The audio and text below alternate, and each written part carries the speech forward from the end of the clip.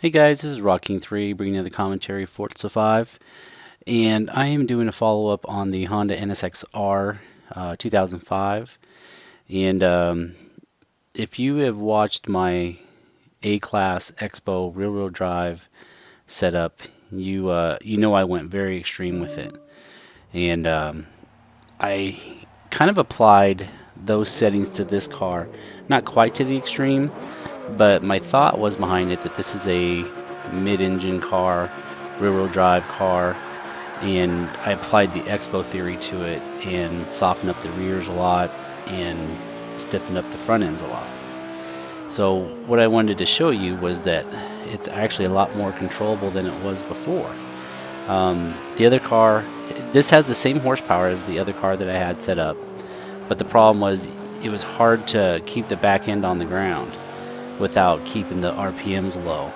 Well, this car's strength is its acceleration, so you want to be able to rev it up because it actually goes up pretty high here. It's 8,500 RPMs. So you want to use that acceleration. This car is still not overly fast. It's still that 205 mile an hour car that you saw before on the 24-hour Le Mans. But you can use the acceleration now in this car because it handles so much better and the tires stay down so much better. You can still make the back end swing out quite a bit, but if you get the car straight before you hammer down or get the full RPMs, you'll do okay. So you should get some pretty good speed here before we have to brake. Every once in a while it takes that little jump to the right on the braking. I'm not sure what that is.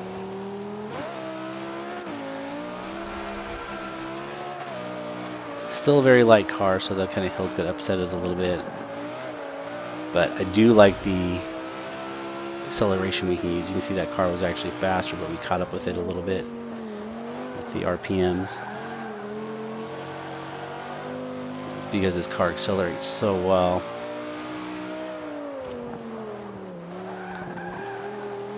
And being a little bit careful with it, and like right here I'm still keeping it in fourth just because it's on a hill, and this car really struggles on the bouncy hills.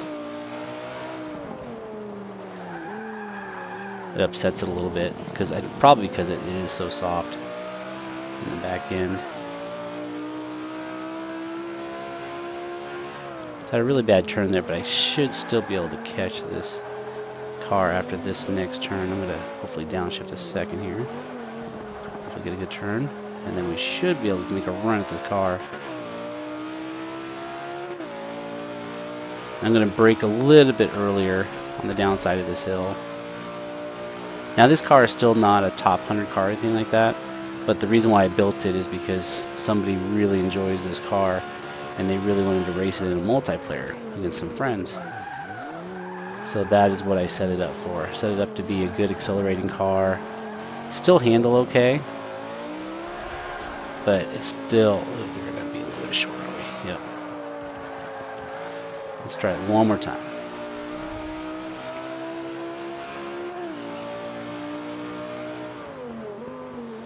Concentrate a little bit harder this time. Good turn. Oh, cut that a lot. So that's going to be a dirty lap. Turn this one a little bit earlier so I can keep on cement. There we go. Brake a little bit early here so it won't go so far up over the hill. And now we're making some distance here.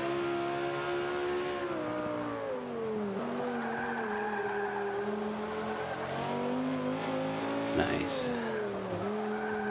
Tiptoe around here and then we'll hammer it down once we get this car kind of straightened out. We'll use the RPMs. Should be walking away from this guy a little bit. Yep, a little more acceleration. Gonna brake early again down here. There we go. And this hill upsets a little bit, so I'm going to shift early here in a second. There we go. We should be able to pile this on pretty well. Alright, not too bad. So I didn't get a clean lap out of that one, but we did end up beating it. So what I'm trying to show you is that we get a lot better traction, I get a lot better cornering, and I don't have to keep it in such a low RPM range. So I took this car and left the settings really similar and bumped it up to S as well, which actually gave us a little bit more compound and gave us a little bit faster engine. So what I'm going to go back here and show you both classes. I'm going to show you the A class first, and then I'll load up the S tune and show you that one as well.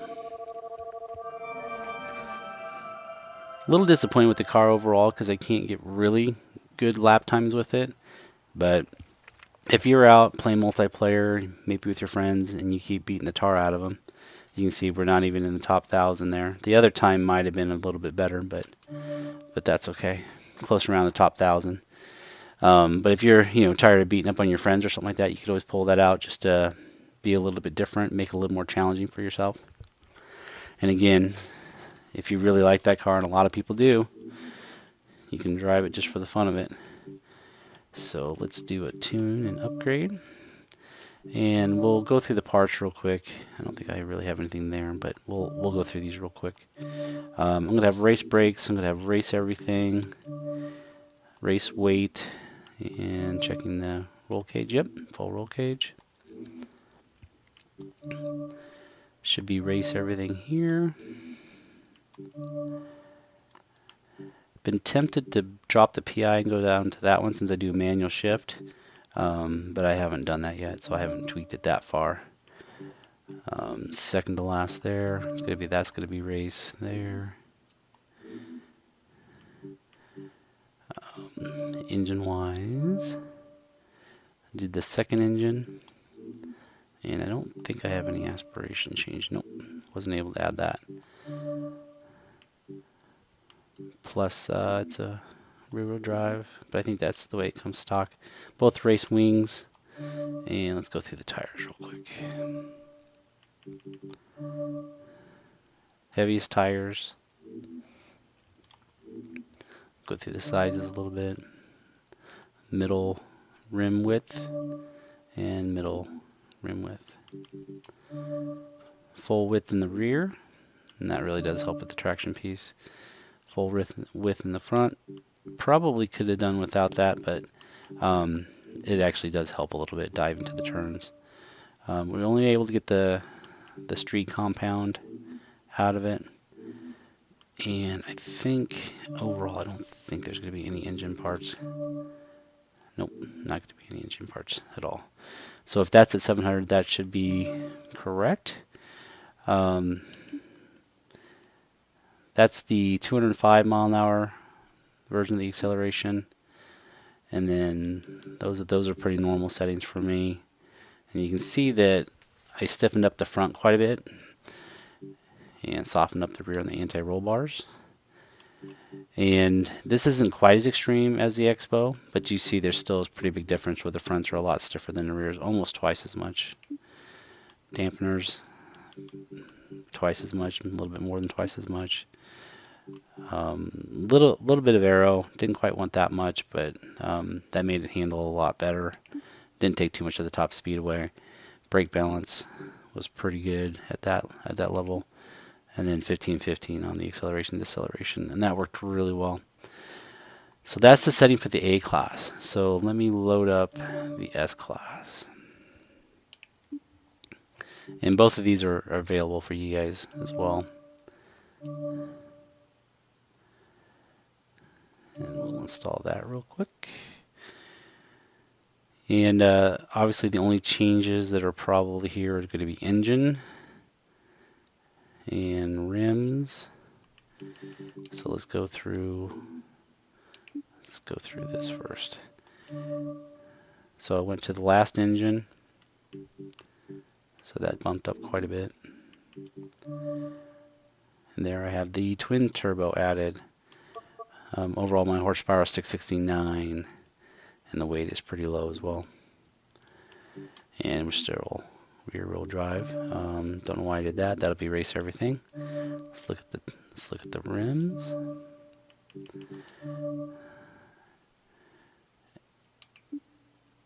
And I don't know, those are it.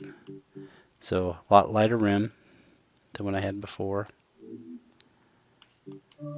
And here, oops, didn't mean to do that. Still that middle rim width. And then I still have the full width there. And then the tires, I went to the top, so we have a lot more traction. So the combination with the setup that I have plus that works really, really well.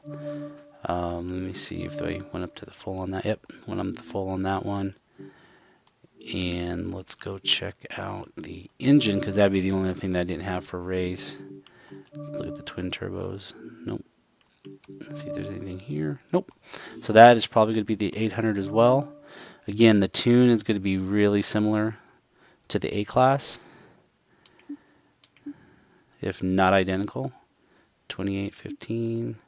Looks like the front springs are a little bit lighter. I must have had a little bit of understeer with it. And looks like they even adjusted these a little bit more, stiffening up the rear end a little bit. Same downforce, same brakes, same differential. So that is the S-Class NSX. And I've had some really good luck with it. It's really fun to drive, and it's pretty quick. It's probably better in the S-Class than it is the A-Class, mainly because of the tire compound. But it's still really fun to drive either way. Let me see if this is the same one I had. Yep, 669. So there's the numbers behind that. All right, good luck and enjoy. Feel free to download them or set up your own tune with it. Talk to you later.